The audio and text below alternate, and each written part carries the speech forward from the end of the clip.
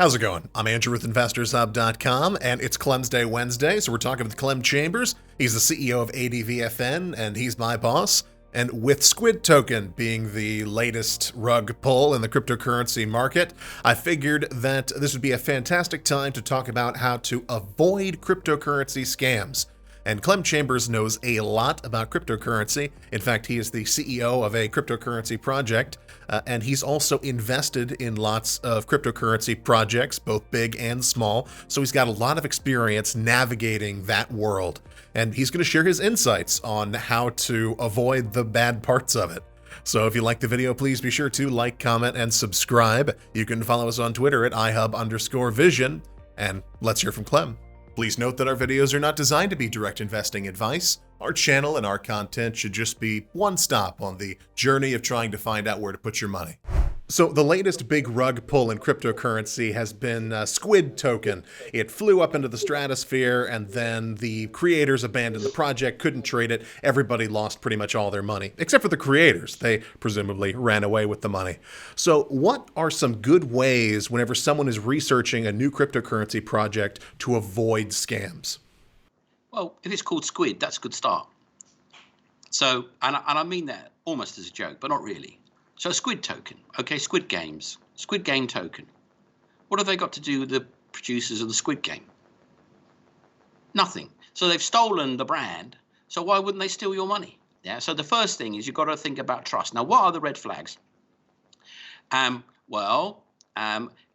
manure, if I can use that phrase rather than the obvious one.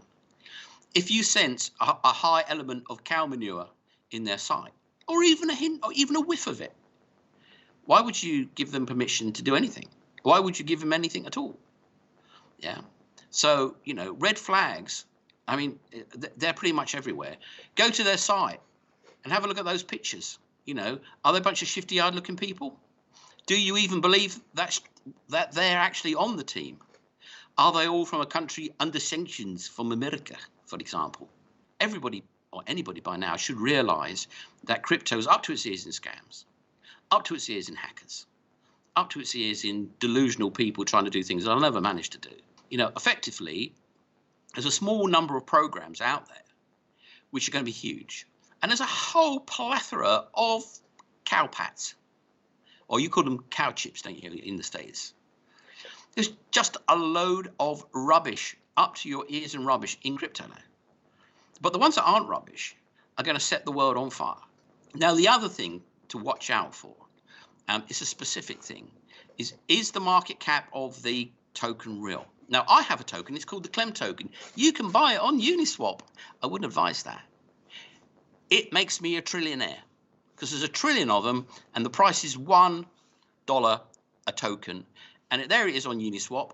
You put in USDC at $1, it'll give you a token out. And there it is on Uniswap, market cap $1 trillion. Now, it's not listed. I could probably arrange it to be listed, actually. But the whole point of that was to demonstrate to people that market caps in this space are not necessarily to be believed. Because if you've got a trillion tokens at 10 cents, your project isn't worth 100 billion. If you own 99.99999% and the other 0.00001% belongs to your mum, of course, I can go into Uniswap all day and buy and sell off myself. It's called a wash trade, highly illegal in equities, not in crypto, because there's, who knows what the legality of that is.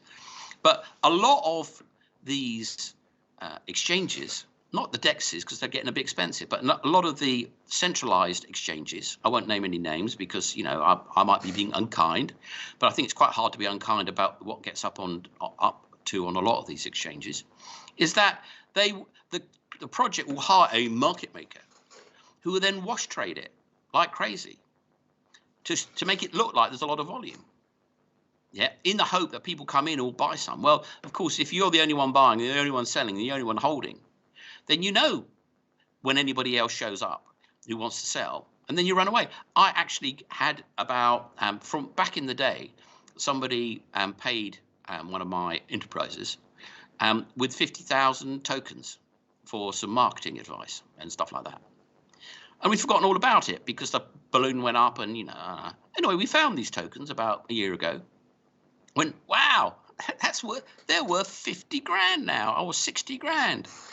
So there's only one place listing them. And as soon as I put some tokens in that exchange, the price vanished.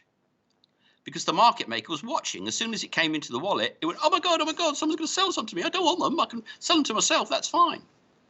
So I ended up dueling with this market maker and, sneaking them in the middle of the night. So maybe he was asleep or whatever, or bringing them in and then not doing anything with them.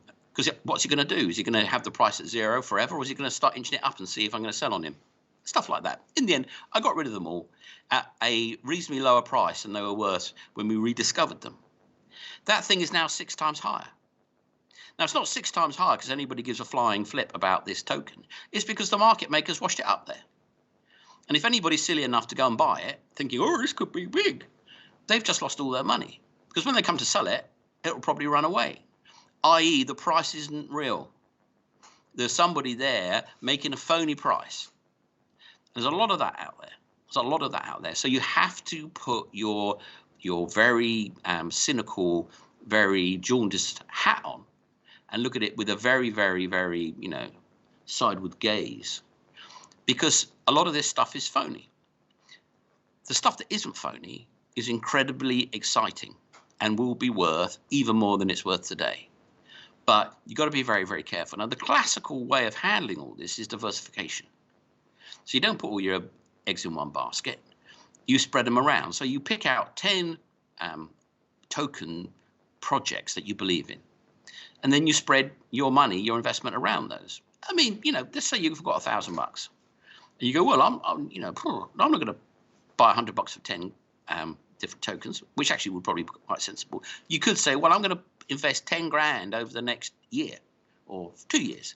And every time I get 1,000 in my little pot, I'm going to buy another one. I'm going to buy a different one. And every time I sell one that went up a lot, I'm going to break it into $1,000 pieces. And that way you build up a portfolio. And really you want to get to 20, maybe 30 different projects. But you really, really, really, really, really, really only should buy the projects that you utterly trust. And the best way to do that is, where's your product? I mean, writing for Forbes and being on this show and writing for Seeking Alpha, I get approaches from tokens all the time. Say, oh, we should write nice things about us. And, well, I normally ignore it because, I don't write for hire. I mean, apart from that being corrupt, it's like, that's not what I do. But anyway, the point being that what I then do is I then go and have a look at their thing. 9 times out of 10, they don't have anything.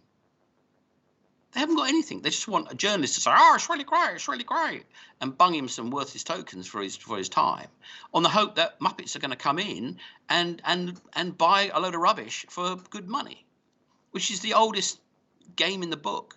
I mean, it's been in equities since the 18th century, since there were coffee houses called Jacobs, and people went in there with wigs and said, we're sailing to the far Indies. How would you like to buy some worthless paper with your good gold, sir?